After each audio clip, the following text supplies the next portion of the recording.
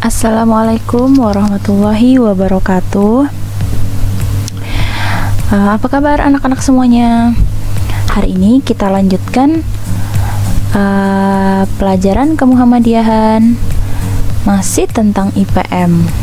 Nah, minggu yang kemarin yang sudah berlalu kita sudah membahas tentang sejarah IPM, terus apa itu IPM, terus lambang IPM, terus apa lagi, semboyan IPM yang ada di surah Al-Qalam ayat 1 yang kalian semua sudah hafalkan ya, sudah ditulis juga, sudah belajar nulis Arab. Nah, sekarang kita belajar tentang atribut dan seragam IPM. Nah, kalau di SD kita, di SD Muhammadiyah, tepatnya di SD Muhammadiyah Tanah Grogot, itu belum menyediakan seragam khusus, seragam IPM belum ada. Baru menyediakan seragam HW, Hizbul Waton. Itu yang dipakai sama anak-anak kelas 1 sekarang, sama anak-anak kelas 2. Warnanya, bajunya warnanya hijau lumut dan celana atau roknya warnanya biru tua. Itu kalau seragam HW Hizbul Waton. Nah, kalau seragam IPM kita belum punya. Nah, di sini dikenalkan, Ibu kenalkan. Ini dia seragam IPM. Kelewatan. Nah, warnanya itu warnanya agak-agak krem-krem gitu, bukan putih ya, agak warna krem, tahu kan warna krem. Nah, di sini ada keterangan untuk model putra atau model laki-laki. Yang pertama, kemeja krem dengan satu saku sebelah kiri, itu ya, ada di gambarnya. Baju untuk laki-laki ada di atas, yang tangannya panjang ini yang samping celana. Ada kantongnya di sebelah kiri. Nah, terus yang kedua, celana coklat pramuka, warna celananya itu coklat pramuka. Saku dalam pada sisi kiri dan kanan. Saku vest belakang sebelah kanan tertutup dan berkancing. Itu kantong yang di belakang tuh loh, yang di belakang bagian celana. Nah, itu ada kancingnya. Terus yang ketiga, ada panjang celana sampai mata kaki dengan lingkar kaki minimal 44 cm. Terus ikat pinggang ukuran lebar 3 cm. Kemudian ada celana dan bagian ujung dengan beresploy. Terus yang keenam, ada ketentuan lainnya. Nah, itu ketentuan lain mengikuti aturan sekolah. Terus ini yang di atas ada badge IPM depan saku, itu lambang IPM, seperti di seragam sekolah kalian.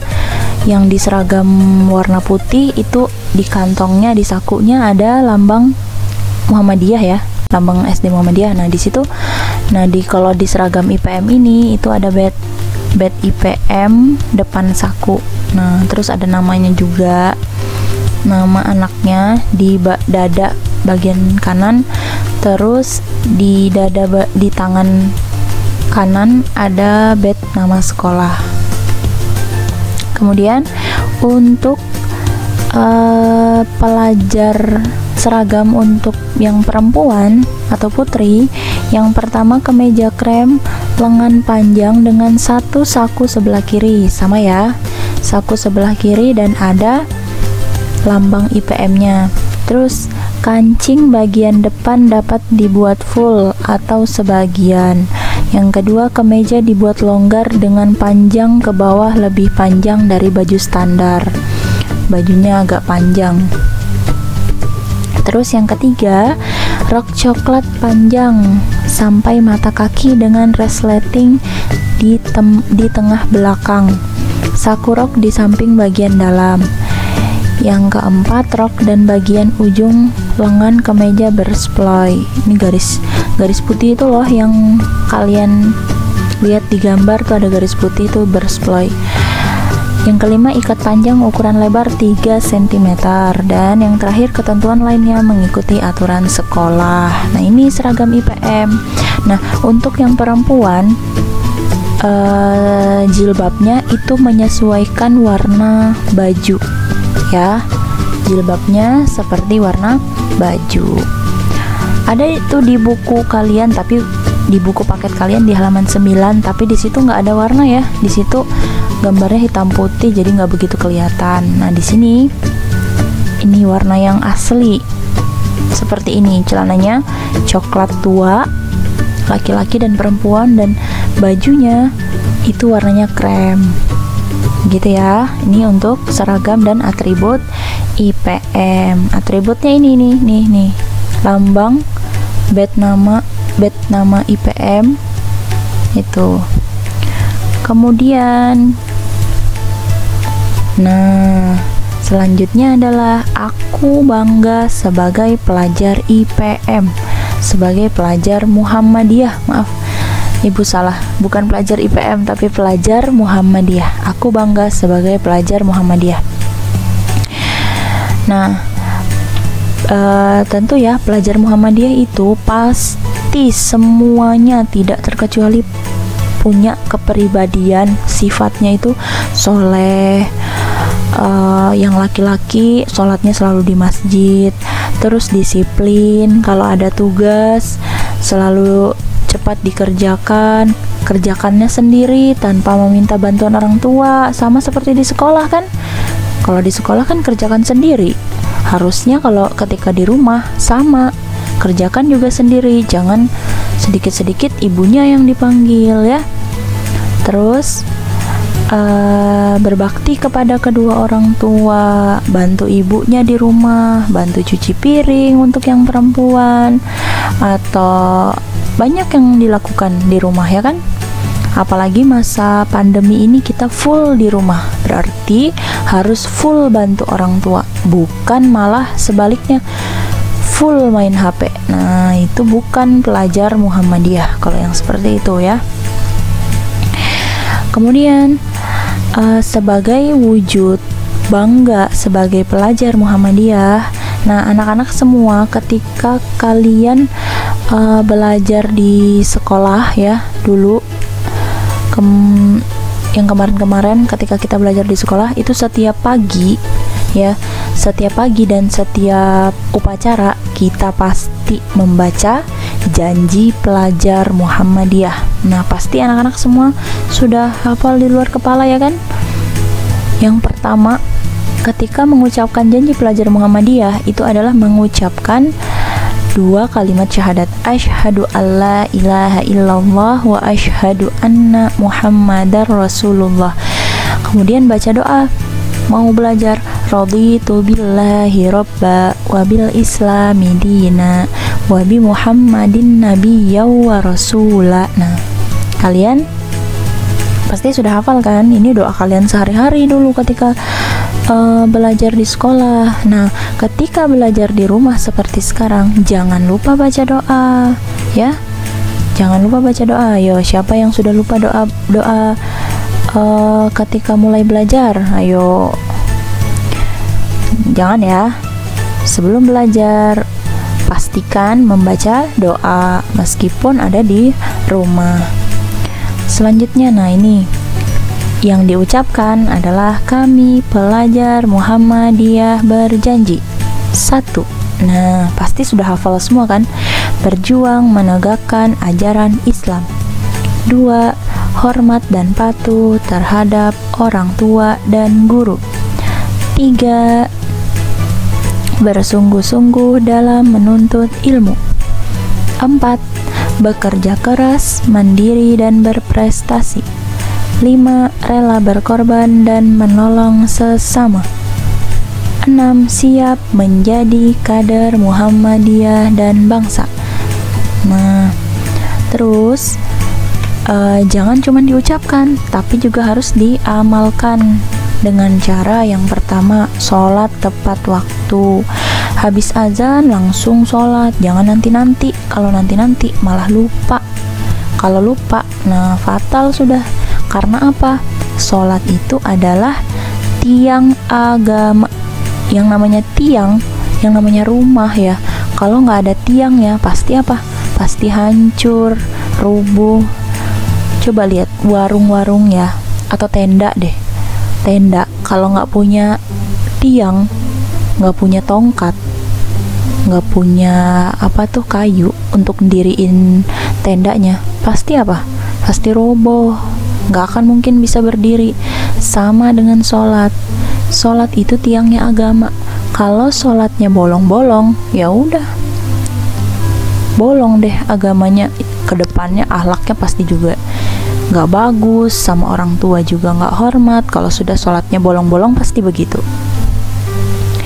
Yang kedua apa? Melaksanakan perintah orang tua dan guru, membantu meringankan pekerjaan rumah, menaati peraturan sekolah. Nah, ini penting. Ketika kalian sekarang nih masa-masa pandemi COVID ini, kita nggak boleh ke sekolah, belajarnya dari rumah. Jangan merepotkan orang tua, ya kan? Misalkan ada tugas, "Mah, ini gimana nomor 1?" Ya jangan begitu, kasihan orang tuanya kan di rumah juga punya pekerjaan. Kalian kan sama seperti di sekolah. Kalau di sekolah, apakah kalian menghubungi ibunya untuk mengerjakan tugas? Nggak mungkin kan? Di sekolah kalian semua mandiri, belajar sendiri. Sama ketika kalian di rumah, kerjakan juga sendiri. Jangan merepotkan kedua orang tua, karena terutama ibunya mau masak, ibunya mau nyuci, banyak pekerjaannya di rumah. Kerjakan sendiri, melaksanakan perintah orang tua dan guru. Perintah guru apa? Tugas setiap hari, jangan ditunda-tunda. Gurunya memberi tugas, langsung dikerjakan, langsung dikumpulkan. Kerjakan sendiri, jangan orang tuanya yang disuruh kerjakan atau kakaknya yang disuruh kerjakan, terus kalian tinggal tulis aja. Oh, jangan begitu ya. Nanti ketika masuk sekolah, ketika sudah COVID-nya sudah hilang, ketika masuk sekolah, nanti kalian bingung. Karena apa? Karena sudah terbiasa dibantu sama kakaknya, sama orang tuanya gitu. Jangan ya. Kemudian yang ketiga, rajin membaca, disiplin dalam melaksanakan tugas sekolah, gitu ya. Tadi melaksanakan tugas sekolah, tugas-tugasnya dikerjakan, betul-betul kerjakan sendiri. Ingat, jangan merepotkan orang tua. Itu adalah pelajar Muhammadiyah yang baik. Yang keempat, pantang menyerah melaksanakan tugas dan kewajiban dengan sungguh-sungguh. Itu tadi ya yang sudah Ibu jelaskan, melaksanakan tugas dan kewajiban. Kewajiban kalian sebagai pelajar. Kewajiban kalian apa? Kewajiban itu apa sih? Kewajiban itu sesuatu yang harus dikerjakan, harus dilakukan, wajib. Nah, kewajiban kalian sebagai pelajar yaitu tadi, kerjakan tugas-tugas yang diberikan ibu guru, bapak gurunya di rumah. Jangan kewajiban kalian diberikan kepada orang tua, nggak boleh ya.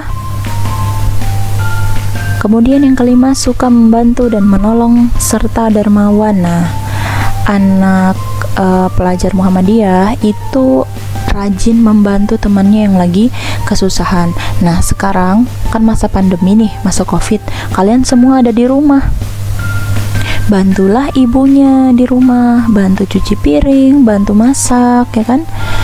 Bantu bersih-bersih, jangan malah main HP aja kerjaannya. Terus yang terakhir, menyadari diri sebagai calon generasi penerus di masa yang akan datang. Nah, kalian ini masih kecil, masih anak SD.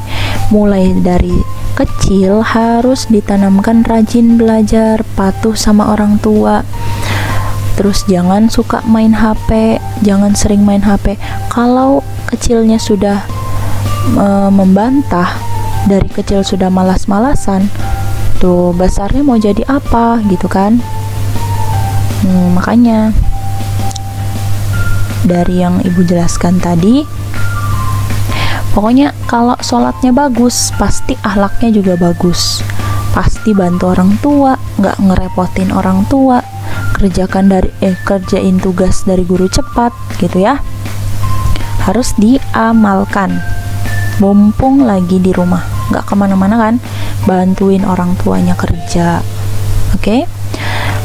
Untuk minggu ini ibu tidak memberikan tugas, hanya pemberian materi saja. Jangan lupa tetap belajar di rumah, kerjakan tugas-tugasnya yang lain, oke? Ibu akhiri dulu. Assalamualaikum warahmatullahi wabarakatuh.